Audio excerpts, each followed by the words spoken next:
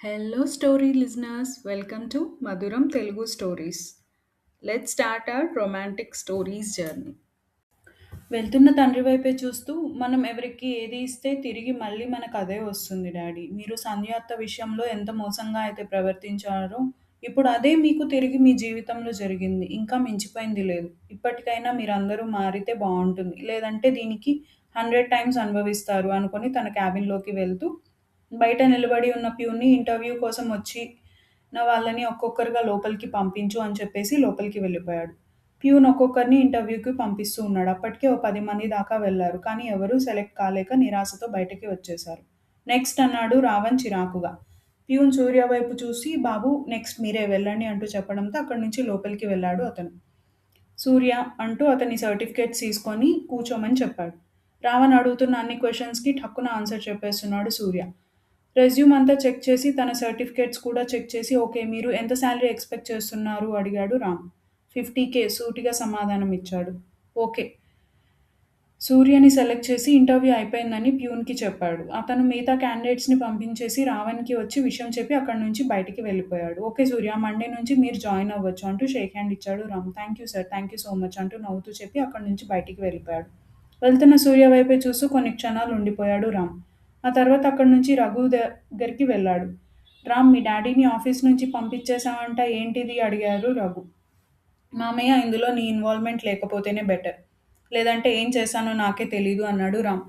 అయినా కూడా రామ్ అతను నీ కన్నతండ్రి. నువ్వు అతని కొడుకువి.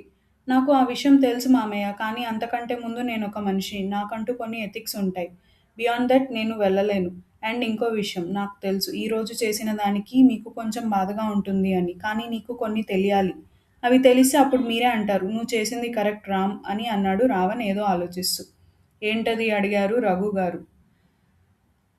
అన్నీ తెలియాల్సిన టైం వస్తే తెలుస్తాయి. మీరెందుకు ముందు నుంచే కంగారు పడుతున్నారు వాటి కోసం? మీరేం వాటి గురించి ఆలోచించొద్దు అంటూ మీ ఊటీ ట్రిప్‌కి అన్నీ రెడీ చేసుకున్నారా? అడిగాడు టాపిక్ డైవర్ట్ చేస్తూ. అన్నీ అయిపోయాయి అండ్ ఇప్పుడు నేను వెళ్ళడం అంత అవసరమా? అడిగాడు రఘు. చాలా అవసరం. మీరు ఖచ్చితంగా అక్కడికి వెళ్లి తీరాలి మామయ్య. చెప్పాను కదా నీకోసం అక్కడ ఒక సర్ప్రైజ్ ఉంది అని అన్నాడు రామ్ చిన్న చిరునవ్వుతో. ఏంటది? కనీసం ఇదైనా చెప్పు. సర్ప్రైజ్‌లు ఎవరు చెప్పరు మామ. మీరు వెళ్లి చూడండి. లైఫ్‌లో మర్చిపోలేని సర్ప్రైజ్ అది. మా పెళ్ళికి నేను ఇచ్చే రిటర్న్ గిఫ్ట్ మీకు అన్నాడు నవ్వుతూ. చాలా రోజుల తర్వాత మేనల్లుడి మొహంలో నవ్వు కనిపిస్తూ ఉంటే దాన్ని అలా చూస్తూ ఉండిపోయారు రఘు. రఘు గారికి ఒక్కోసారి రామ్‌ని చూస్తూ ఉంటే తనకి జెరాక్స్ కాపీలా అనిపిస్తాడు. అసలు ఏం సర్ప్రైజ్ ఉండి ఉంటుంది? ఏంటో ఏం అర్థం కావట్లేదు అనుకుంటూ ఆలోచిస్తూ ఉన్నారు రఘు. అయితే మరి నేను వెళ్ళొస్తాను. నాకు మీటింగ్ ఉంది అంటూ అక్కడి నుంచి బయటకు వెళ్ళిపోయాడు. ఇక్కడ నవ్య పాప మాత్రం రామ్ గురించి ఆలోచిస్తూ కనీసం తినడం కూడా మానేసింది. రామ్ కూడా నవ్య గురించి ఆలోచిస్తూ ఆఫీస్‌లో గడిపేశారు. దాంతో మరీ అంత కోపంగా ఉంటున్నానా దేవుడా! లేదు దానిలో మార్పు రావాలి అనుకుంటే ఈ బాధ పడక తప్పదు అనుకుంటూ తన మనసుని రాయి చేసుకుంటూ ఉన్నాడు రావణ్. ఇప్పుడు నేను కానీ కూల్ అయ్యి తనతో మాట్లాడి తన తప్పుని ఒప్పుకున్నాను, క్షమించాను అంటే మాత్రం మళ్ళీ ఈజీగా వాళ్ళ ట్రాప్‌లో పడిపోతుంది. లేదు అలా జరగడానికి వీల్లేదు. నేను ఎలాగైనా దీనికో ఫుల్ స్టాప్ పెట్టాలి అనుకుంటూ ఆలోచిస్తూ ఉన్నాడు. ఆ రోజు రాత్రి. ఇంటికి వెళ్ళేసరికి రూమ్‌లో తన కోసమే వెయిట్ చేస్తూ ఉన్న నవ్య కనిపించింది. తిన్నావా? లేదా? బ్లేజర్ రిమూవ్ చేస్తూ అడిగాడు. తినలేదు. నువ్వు వస్తే నీతో కలిసి తిందామని వెయిట్ చేస్తున్నాను బావ చెప్పింది నవ్య. ఎందుకు? నేను తింటే కానీ నీకు ముద్ద నోట్లోకి వెళ్ళదా? లేదంటే ఇందులో ఏమైనా కలిపేసి నువ్వు పడుకున్నాక నిన్ను ఏదో చేసేద్దాం అనుకుంటున్నాను అని భ్రమపడుతున్నావా? అడిగాడు రామ్ కావాలనే. నువ్వు నన్ను ఏమైనా చేసుకోవాలి అనుకుంటే పూర్తిగా కాన్షియస్‌లో ఉన్నప్పుడు కూడా నువ్వు చేసుకోవచ్చు. నేనెప్పుడూ అడ్డు చెప్పను అంటూ తనతో మాట్లాడుతూ ఉంది నవ్య. అది విన్న రావణ్ పెదాలు సన్నగా విచ్చుకున్నాయి. కానీ అది నవ్యకి కనిపించకుండా కోపం అనే ముసుగులో దాన్ని కప్పేస్తూ సరే ఒక 2 డేస్ వెయిట్ చెయ్యి. ఏమో ఈ 2 డేస్‌లో నా కోపం తగ్గచ్చేమో! లేదు అంటే నీ కోసం ఒక సర్ప్రైజ్ నీ దగ్గరికే వస్తుందేమో! ఎవరికి తెలుసు ఏం జరుగుతుందో! కాబట్టి కూల్‌గా, కామ్‌గా ఉండు. పద తినడానికి వెళ్దాం. నవ్య చెయ్యి పట్టుకొని ముందుకు నడిచాడు రావణ్. రామ్ తన చెయ్యి పట్టుకునేసరికి నవ్య ఆనందంగా రామ్‌తో పాటు కిందకి నడిచింది. ఎందుకే నిన్ను నువ్వు కోల్పోతూ ఎవరినో ఉద్ధరించాలి అని చూస్తున్నావు? సరే వాళ్ళ నిజ స్వరూపం ఏంటో నువ్వు కూడా కళ్ళారా చూడాలి కదా! ఆ రోజు ఎప్పుడో కాదు తొందరలోనే వస్తుంది అనుకుంటూ ఉండిపోయాడు రావణ్. కొంతసేపటికి పనివాళ్ళు వచ్చి ఇద్దరి ప్లేట్‌లో ఫుడ్ పెట్టడంతో ఇద్దరు ఫుడ్ తింటున్నారు. బావ మళ్ళీ డాడీ ఎప్పుడు వస్తారు? అడిగింది నవ్య రావణ్ వైపు చూస్తూ. ఇప్పుడు మామతో నీకేం పనుంది? అనుమానంగా అడిగాడు రామ్. ఏం లేదు ఊరికే అడుగుతున్నాను డాడీ ఎప్పుడొస్తారా అని అంది నవ్య. వస్తాడులే ఇంకో 2 డేస్‌లో బిజినెస్ వర్క్ మీద ఊటీ వెళ్ళాలి. వెళ్ళి వచ్చాక వస్తాడు అంటూ తినేసి అక్కడి నుంచి వెళ్ళిపోయాడు రామ్. వెళ్తున్న రామ్ వైపే చూస్తూ ఉండిపోయింది. ఎందుకో తనకి తన మీదే అసహ్యం వేస్తుంది. నేను ఒకరిని అని లాభం లేదు. నా చేతులారా నేనే ఇలాంటి దుస్థితికి కారణమయ్యాను అనుకుంటూ తనని తాను తిట్టుకుంటూ ఉంది నవ్య. ఇంక చెప్పినట్టే 2 రోజులకి ఊటీ స్టార్ట్ అయ్యారు రఘు. అక్కడికి వెళ్లి కంపెనీ బుక్ చేసిన రిసార్ట్‌లో దిగి ఫ్రెష్ అయ్యి రామన్‌కి కాల్ చేశారు. మామ వెళ్ళిపోయారా? అడిగాడు రామ్. హా! రామ్ వచ్చేసాను. లంచ్ చేసి మీటింగ్‌కి స్టార్ట్ అవుతాను అన్నారు రఘు. మామ చెప్పడం మర్చిపోయా వాళ్ళకి ఏదో టెక్నికల్ ఇష్యూ అయిందంట. సో, అది రిజాల్వ్ చేసుకుంటూ ఉన్నారు కాబట్టి కొంచెం చెప్పు ఆఫ్టర్‌నూన్ వరకు టైం అడిగారు. ఈరోజు మీటింగ్ లేదు చెప్పాడు రామ్ నవ్వుకుంటూ. రామ్ మరి ఈ విషయం ముందే చెప్పొచ్చు కదా! ఇప్పుడు నేనేం చేయాలి రేపటి వరకు? అడిగారు రఘు. అక్కడ సైట్ సీయింగ్‌కి ప్లేసెస్ బావుంటాయంట. మొన్నే నా ఫ్రెండ్ ఒకడు వెళ్ళాడు. మీరు కూడా వెళ్లి చూడండి. యాక్చువల్‌గా నేను క్యాబ్ బుక్ చేస్తాను. మిమ్మల్ని ఓ ప్లేస్‌కి తీసుకొని వెళ్తాడు. అక్కడ ట్రైబల్స్ వాళ్ళ లైఫ్ స్టైల్ అన్నీ ఉంటాయి అంట. చాలా బాగుంది అంట. నేను బుక్ చేస్తాను మీరు వెళ్ళండి అంటూ కాల్ కట్ చేసి తన మనిషికి కాల్ చేసి క్యాబ్ తీసుకొని వెళ్ళమని రామ్ చెప్పినట్టే కొంతసేపటికి అక్కడికి వచ్చింది క్యాబ్. ఇక క్యాబ్‌లో కూర్చొని అక్కడి నుంచి స్టార్ట్ అయ్యారు రఘు గారు. రావణ్ సార్ మిమ్మల్ని ఇక్కడే డ్రాప్ చేయమని చెప్పారు అంటూ ఒక ప్లేస్ దగ్గర ఆపాడు. అతను వెంటనే రామ్ నుంచి కాల్ వస్తుంది రఘు గారికి. హలో రామ్! మామ అక్కడ ఒక హాఫ్ కిలోమీటర్ నడిస్తే నీకు ఒక ఇల్లు కనిపిస్తుంది. అక్కడ అదొక్కళ్ళే ఉంటుంది. కంగారు పడకు. ఆ ఇంట్లోకి వెళ్లి డోర్ ఓపెన్ చేస్తే నీకోసం ఓ సర్ప్రైజ్ వెయిట్ చేస్తూ ఉంటుంది. అని రామ్ చెప్పడంతో ఎందుకో ఆతృత పెరిగి కాల్ కట్ చేసి అటువైపు అడుగులు వేశాడు. రామ్ చెప్పినట్టే కొంత దూరం నడిచేసరికి అక్కడ ఒక వుడెన్ హౌస్ కనిపించింది. ఆ చుట్టుపక్కల ఒక్క ఇల్లు తప్ప ఇంకేమీ కనిపించడం లేదు. ఎందుకో టెన్షన్ ఎక్కువ అవుతూ ఉంటే అసలు అక్కడ ఏముంది? నా మనసు ఎందుకు ఇంత ఆనందపడుతుంది అనుకుంటూ ఇక ఒక్క క్షణం కూడా ఆలస్యం చేయకుండా అక్కడికి చేరుకున్నారు. ఆ ఇంటి తలుపు మీద చేయి వేస్తూ ఉంటే ఎందుకో రఘు గారి చెయ్యి వణుకుతోంది. డోర్ ఓపెన్ చేసి చూసేసరికి అక్కడ ఎవరూ కనిపించలేదు. రామ్ ఏమన్నా నాతో జోక్ చేస్తున్నాడా? కానీ తన మాటలు నాకలా అనిపించట్లేదే. ఓసారి ఇల్లు మొత్తం చూద్దాం అనుకుంటూ అక్కడి నుంచి లోపలికి వెళ్ళి హాల్ మొత్తం చూశాడు. హాల్‌లో ఎక్కడా లేరు. ఆ పక్కనే కిచెన్ ఉండడంతో కిచెన్‌లోకి వెళ్లి చూశాడు. అక్కడ కూడా లేరు. ఇక వెనక బెడ్‌రూమ్, దాని వెనక బాల్కనీ ఉండడంతో బెడ్‌రూమ్ దాటుకొని బాల్కనీలోకి వెళ్లారు. అటువైపు నిలబడి ఉన్న ఒక స్త్రీ రూపం కనిపించింది. ఎవరు? అడిగారు రఘుగారు మృదు గంభీర్యంగా. ఒక్కసారిగా రఘుగారి మాటలు విని వెనక్కి తిరిగి చూసింది ఆవిడ. సంధ్య అప్పుడే అప్రయత్నంగా అతని నోటి వెంట వచ్చాయి. సంధ్య నువ్వేనా? మళ్ళీ చెమ్మగిల్లిన కళ్ళతో తనని తాను నమ్మలేకుండా అడిగారు రఘుగారు. రఘు పిలిచారు సంధ్యగారు. రఘు అంటూ క్షణకాలం కూడా ఆలస్యం చేయకుండా వెంటనే సంధ్యగారిని చేరి తన గుండెలకి హత్తుకున్నారు. రఘు అక్కడ ఆవిడ కూడా రఘుగారిని హత్తుకొని ఏడుస్తూ ఉన్నారు. అప్పటికి ఇంకా నమ్మకం కుదరక సంధ్యగారి మొహాన్ని దోసిట్లోకి తీసుకొని సంధ్య నిజంగానే నేను చూస్తుంది నిజమేనా? అసలు నమ్మలేకపోతున్నాను. నువ్వు బతికే ఉన్నావా? ఆనందంగా అడిగాడు రఘు. అవును రఘు నేను బ్రతికే ఉన్నాను కన్నీళ్లతో చెప్పింది సంధ్య. సరిగ్గా అప్పుడే రామ్ నుంచి కాల్ వస్తుంది. హలో మామ నవ్వుతూ పిలిచాడు రామ్. రామ్ నిజంగా ఇలాంటి సర్ప్రైజ్ ఇస్తావని అస్సలు అనుకోలేదురా. మాటలు కూడా రావట్లేదు రా. Thanks so much. కన్నీళ్లు పర్యమంతం అవుతూ చెప్పారు రఘు. ఎలా ఉంది నా సర్ప్రైజ్? అడిగాడు రామ్. చాలా బావుంది. కానీ నువ్విప్పుడు నవ్యని తీసుకొని ఇక్కడికి స్టార్ట్ అవ్వు అన్నాడు రఘు. మామ మేము ఓ 2 డేస్ ఆగి వస్తాము. అప్పటి వరకు సంధ్య అత్త బతికే ఉంది అన్న విషయం కొంచెం సీక్రెట్‌గా ఉంచండి. నేను వచ్చి మీతో మిగతా విషయాలు మాట్లాడతాను. అందాక మీకు కొన్ని నిజాలు తెలియాలి అని చెప్పి కాల్ కట్ చేశాడు రామ్. ఆలోచనలో పడిపోయారు రఘు గారు. ఏమైంది రఘు? ఏం ఆలోచిస్తున్నావు? ప్రశ్నిస్తూ అడిగింది సంధ్య. సంధ్య నాకు ఇప్పటికీ ఇదంతా ఒక కలలా ఉంది. చనిపోయావు అనుకున్న నువ్వు బ్రతకడం ఏంటి? రామ్ దగ్గర నువ్వు ఉండడం ఏంటి? నాకు ఎప్పటికీ ఏమీ అర్థం కావడం లేదు. ఆ రోజు రోడ్ యాక్సిడెంట్‌లో నేను చనిపోలేదు రఘు. లోయలో పడిపోయాను. చెట్టు కొమ్మ బలంగా తలకి తాకడం వల్ల చాలా సంవత్సరాలు కోమాలోనే ఉన్నాను. నన్ను ఎవరో కొండవాళ్ళు కాపాడి నాకు ట్రీట్మెంట్ చేశారు. 2 ఇయర్స్ బ్యాక్ రామ్ నా దగ్గరికి వచ్చాడు. అప్పటికి నేనింకా స్పృహలోకి రాలేదంట. తానే నన్ను గుర్తుపట్టి ఇక్కడ ఊటీలో ఆయుర్వేదిక్ ట్రీట్మెంట్ చేయించడం స్టార్ట్ చేశాడు. 9 మంత్స్ అవుతోంది రఘు నేను స్పృహలోకి వచ్చి చెప్పారు సంధ్య. 9 మంత్స్ అవుతుందా? మరి ఇప్పటి వరకు నువ్వెందుకు నా దగ్గరికి రాలేదు? పోనీ నా దగ్గరికి రాలేదు సరే, మన కూతురు నవ్య నీ చూడాలి అనిపించలేదా అడిగాడు రఘు. ఎందుకు అనిపించలేదు రఘు? ప్రతిరోజు, ప్రతి క్షణం నాకు మీ ఇద్దరి గురించి ఆలోచన. కానీ రామ్ దానికి ఇంకా టైం రాలేదు అని ఎప్పటికప్పుడు నాకు నచ్చచెప్తూ ఉండడంతో ఇక్కడే ఉంచాడు. అయినా వాస్తవానికి నేను కూడా భయపడ్డాను. ఆ రాక్షసులు మళ్ళీ నన్ను చంపేస్తారేమో అని అన్నారు సంధ్య గారు. ఎవరు? అనుమానంగా అడిగాడు రఘు. వద్దు రఘు, అవి తెలుసుకుంటే నీ గుండె తట్టుకోలేదు అంటూ అక్కడి నుంచి లోపలికి వెళ్ళిపోయారు సంధ్య. సంధ్య, నువ్వు నాకు చెప్పి తీరాలి. నీ ప్రాణాలు తీయాలి అని చూసింది ఎవరు? నాకు ఇప్పుడు చెప్తావా చెప్పవా? సీరియస్గా అడిగాడు రఘు. ఒకరా ఇద్దరా? నలుగురు. నలుగురు కుట్ర చేసి నిన్ను నన్ను విడదీశారు. నా క్యారెక్టర్ మీద మసిపూసి మచ్చ తీసుకొచ్చారు. కంపెనీ సీక్రెట్స్ని నేను బయట పెడుతున్నాను అని నా మీద నింద వేసి ఆఫీస్లో నుంచి నన్ను మెడ పట్టుకొని బయటకు గెంటేశారు. ఇవన్నీ ఒకరు చేసింది కాదు రఘు. ఇందులో నీ చెల్లి, తన భర్త, అతని చెల్లి, ఇంకా అతని తల్లి, ఇంకెంతమంది చేతులున్నాయి తెలీదు చెప్పారు సంధ్య. ఏం మాట్లాడుతున్నావు సంధ్య? నాకేం అర్థం కావట్లేదు అన్నారు రఘు. అవన్నీ వదిలేయండి. నాకు ఒక విషయంలో చాలా గర్వంగా ఉంది. నేను లేకపోయినా మీరు నా కూతుర్ని చాలా బాగా పెంచారు నవ్వుతూ చెప్పింది సంధ్య. నాకు మాలినికి పెళ్లి జరిగిన విషయం రామ్ సంధ్యకి చెప్పాడా లేదా? ఇప్పుడు ఆ విషయం నేను సంధ్యకి చెప్తే తను ఎలా రియాక్ట్ అవుతుంది అనుకుంటూ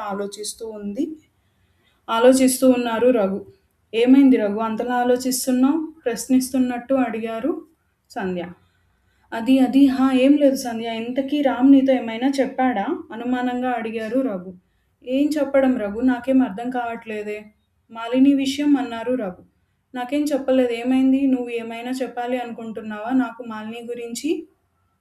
అనుమానంగా అడిగింది. ఇప్పుడు నేను మాలిని గురించి సంధ్యకి చెప్పడం కరెక్టేనా? తను నా గురించి ఏమనుకుంటుంది? లేదు, ముందు ఆ రాక్షసుల పని పట్టాలి. ఇన్నాళ్ళు ఎంత అమాయకుల్లా నటించారు. ఈ రోజు నుంచి మీకు బ్యాడ్ టైం స్టార్ట్ అయింది అనుకుంటూ అదే విషయం ఆలోచిస్తూ ఉన్నారు రఘు. ఏం ఆలోచిస్తున్నావు రఘు? అయినా నాకు మన నవ్యని చూడాలి అని ఉంది. రామ్ ఎప్పుడు తీసుకువస్తాను అన్నాడు? చెప్పు రఘు అంటూ సంధ్య అడుగుతూ ఉంటే, ఒక 4 రోజుల్లో తీసుకువస్తాను అని చెప్పాడు సంధ్య. పోనీలే రఘు, ఇన్ని రోజులు వెయిట్ చేశాను. ఇంకో 2 డేస్ వెయిట్ చేయలేనా? అయినా చిన్నప్పుడే మనం అనుకున్నాం కదా రామ్కి నవ్యకి పెళ్లి చేయాలి అని. నేను లేకపోయినా నా కోరిక నెరవేరింది. నువ్వు రామ్ కలిసి నా కోరిక నెరవేర్చారు. థ్యాంక్ యూ రఘు కంటి నిండా నీళ్లతో చెప్పారు సంధ్య. అవును, ఇంతకీ నీ చెల్లి వాళ్ళు ఎలా ఉన్నారు అడగకూడదు అనుకుంటూనే అడిగింది సంధ్య. వాళ్ళకే చేయాల్సిన పాపాలన్నీ చేసేసి కనీసం ఆ గిల్టీ ఫీలింగ్ కూడా లేకుండా చాలా బాగున్నారు. హ్యాపీగా ఉన్నారు చెప్పారు రఘు ఏదో ఆలోచిస్తూ.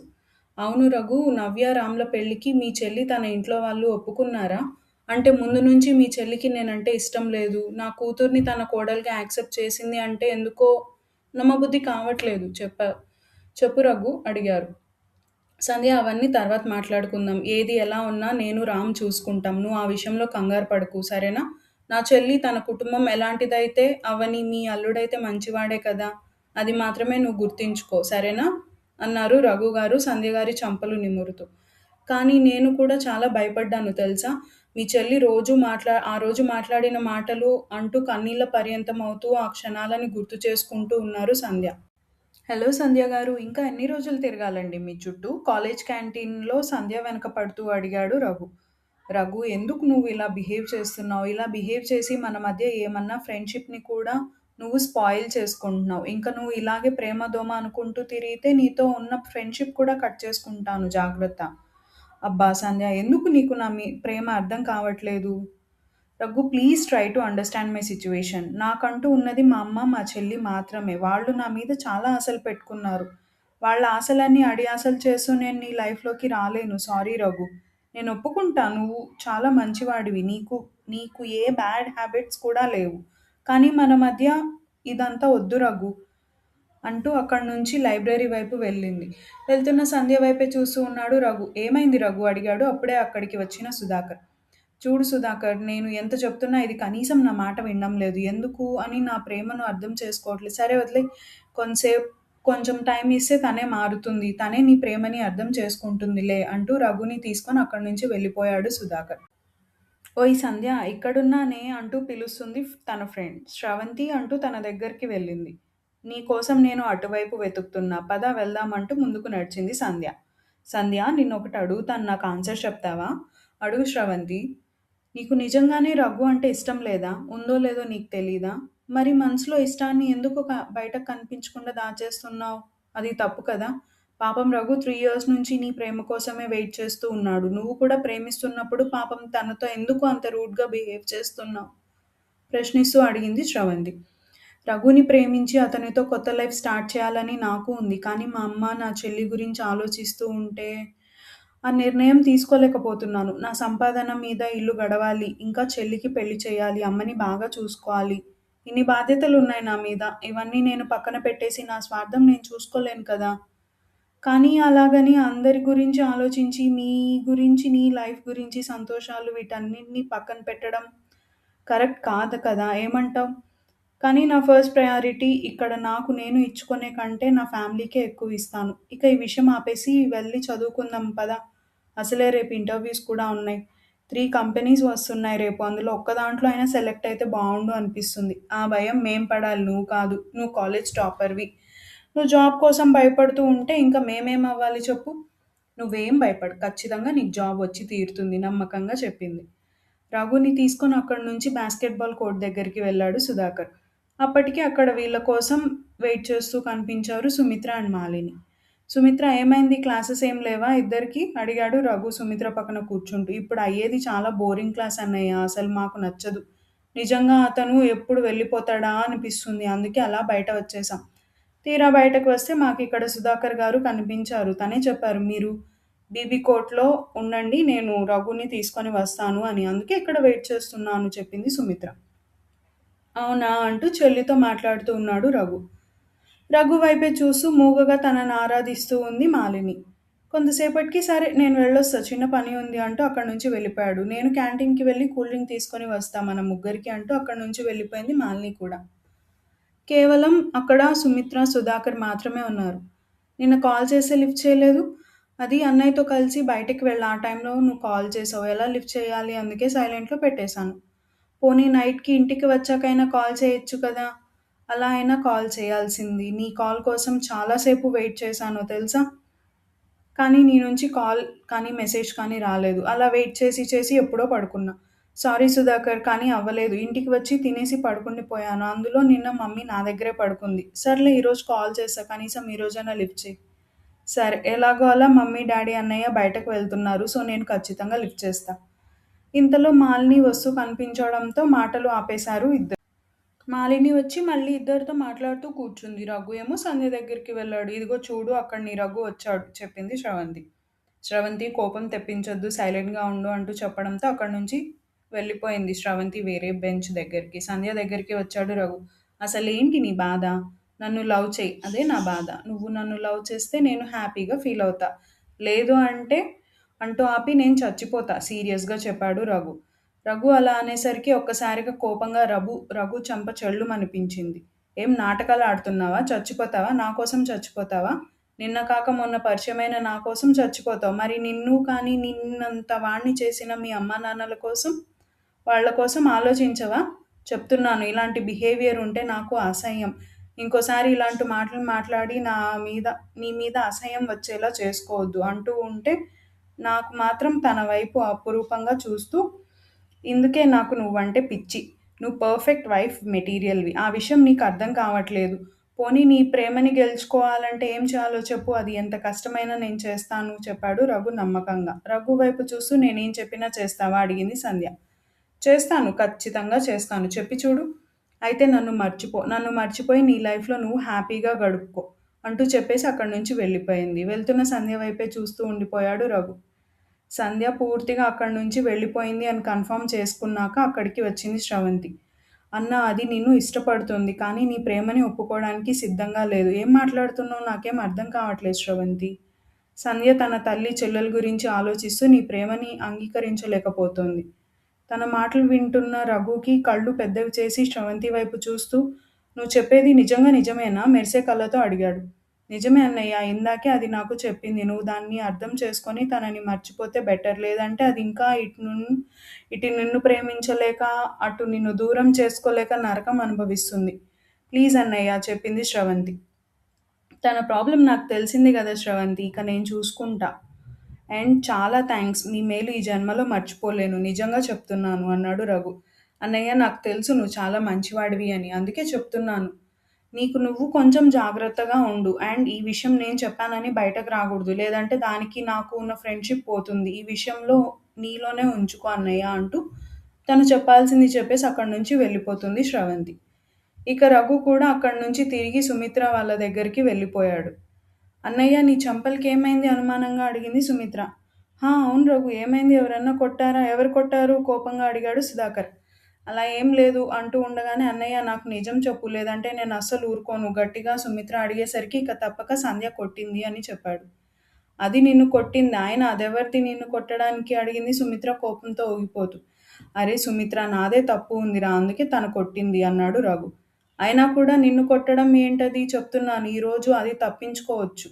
కానీ ఏదో ఒక రోజు దానికి నా చేతిలో గట్టిగా మూడింది" అని సుమిత్ర కోపంగా "సుమిత్ర కూల్ డౌన్" అంది మాలిని. ఇంక వాదించినా ఉపయోగం లేదు అని అర్థమైన సుమిత్ర సైలెంట్ ఉండిపోయింది. "ఇక్కడే ఉండండి ఇప్పుడే వస్తా" అని చెప్పి క్యాంటీన్‌కి వెళ్ళి బటర్ తీసుకొని వచ్చి రఘు చెంపలపై అప్లై చేసింది మాలిని. "మాలిని ఇప్పుడు దీని అవసరం ఏముంది?" అడిగాడు రఘు. ఎందుకో మాలిని తనని తాకుతూ ఉంటే ఏదో తెలియని అసహనం అతనిలో. "చూడండి రఘు గారు ఎలా అయిపోయిందో. మీరు ఇంత సాఫ్ట్‌గా ఉంటే ఎలా అవుతుంది?" అంటూ రఘు దృష్టిలో పడే ప్రయత్నం చేస్తూ ఉంది. "సరే ఇక మేము బయలుదేరుతాం" అంటూ సుమిత్రని తీసుకొని అక్కడి నుంచి వెళ్ళిపోయాడు రఘు. "అన్నయ్య నిజంగా సంధ్య చాలా ఎక్కువ చేస్తోంది" అంది మాలిని సుధాకర్ వైపు చూస్తూ. "మాలిని రఘు సంధ్యని ఇష్టపడుతున్నాడు. అది అర్థమవుతోందా? నాకెందుకో నీ ప్రవర్తనలో నువ్వు తనని ఇష్టపడుతున్నట్టు అనిపిస్తోంది. కానీ అది వృధా ప్రయాస. ఎందుకంటే రఘు మనసులో సంధ్యకి తప్ప ఇంకెవ్వరికీ చోటు లేదు" అన్నాడు సుధాకర్ బలంగా. "అన్నయ్య నువ్వు అలా ఎలా మాట్లాడగలుగుతున్నావు నీ చెల్లి గురించి? మీ చెల్లి ఒకరిని ప్రేమించింది అంటే నువ్వు నీ చెల్లి తరపున మాట్లాడాలి. కానీ ఇక్కడ నీకు నాకంటే సంధ్య అంటేనే ఎక్కువ ఇష్టం ఉన్నట్టు కనిపిస్తోంది. ఏంటిది?" అడిగింది మాలిని. "నాకు సంధ్య అంటే ఎలాంటి ఇష్టం, అభిమానం లేదు. కేవలం రఘు గురించి పూర్తిగా తెలుసు. అందుకే చెప్తున్నాను" అన్నాడు సుధాకర్. "అలాగైతే నీకు నీ చెల్లి గురించి కూడా బాగా తెలియాలి కదా! నా గురించి నీకంటే బాగా ఎవరికీ తెలీదు అని నేను అనుకుంటున్నా. కాబట్టి నువ్వు ఎక్కువ బాధపడకు. వాళ్ళని ఎలా విడదీయాలో, రఘుని ఎలా నా వైపు తిప్పుకోవాలో నాకు చాలా బాగా తెలుసు" అంది మాలిని పొగరుగా.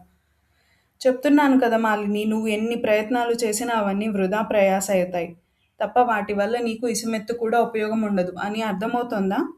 కాబట్టి నువ్వు ఎక్కువగా ఆలోచించి ఆవేశపడొద్దు. నీకు రఘు కంటే మంచి అబ్బాయిని నేను తీసుకువచ్చి నీకు పెళ్లి చేస్తాను" అన్నాడు సుధాకర్. "నాకు రఘు కంటే మంచివాళ్ళు కాదు, రఘువే కావాలి. నాకు రఘుతోనే పెళ్లి జరగాలి" అంది మాలిని మొండిగా. ఇక చెల్లెలు ఎంత చెప్పినా తన మాట వినదు అని అర్థమైన సుధాకర్ చెల్లెల్ని అక్కడి నుంచి తీసుకొని వెళ్ళిపోయాడు. ఇక్కడ కాలేజ్ నుంచి ఇంటికి వచ్చింది సంధ్య. "వచ్చావా సంధ్య? నీకోసమే వెయిట్ చేస్తున్నాను" అన్నారు సంధ్య తల్లిగారు. "ఈరోజు బస్ దొరకడం కొంచెం లేట్ అయిందమ్మా. అందుకే ఇంటికి రావడం లేట్ అయింది. చెల్లి కాలేజ్ నుంచి వచ్చేసిందా?" అడిగింది సంధ్య. ఇందాకే వచ్చింది. చదువుకుంటోంది" చెప్పారు సంధ్య. తల్లిగారు కూతురికి పాలిస్తూ. సంధ్య పాలు తాగేసి అక్కడి నుంచి తను పార్ట్ టైమ్ చేసే ప్లేస్ దగ్గరికి బయలుదేరింది. అలా రోజులు గడుస్తూ ఉన్నాయి. వీళ్ళ చదువులు పూర్తయిపోయాయి. రఘుకి ఇంట్లో సుమిత్రకి పెళ్లి సంబంధాలు చూడడంతో సుమిత్ర సుధాకర్‌ని ప్రేమిస్తున్న విషయం చెప్పింది. అది విని ఫస్ట్ షాక్ అయ్యాడు రఘు. నా చెల్లి అంటే పోనీ ఆడపిల్ల చెప్పలేదు. కానీ కనీసం సుధాకర్ అయినా చెప్పాలి కదా అనుకుంటూ ఆలోచిస్తూ అక్కడి నుంచి వెళ్ళిపోయాడు. సుధాకర్ వాళ్ళు కూడా బాగా ఉన్నవాళ్ళే కావడంతో సుమిత్ర తల్లిదండ్రులు ఆ పెళ్ళికి ఓకే చెప్పేశారు.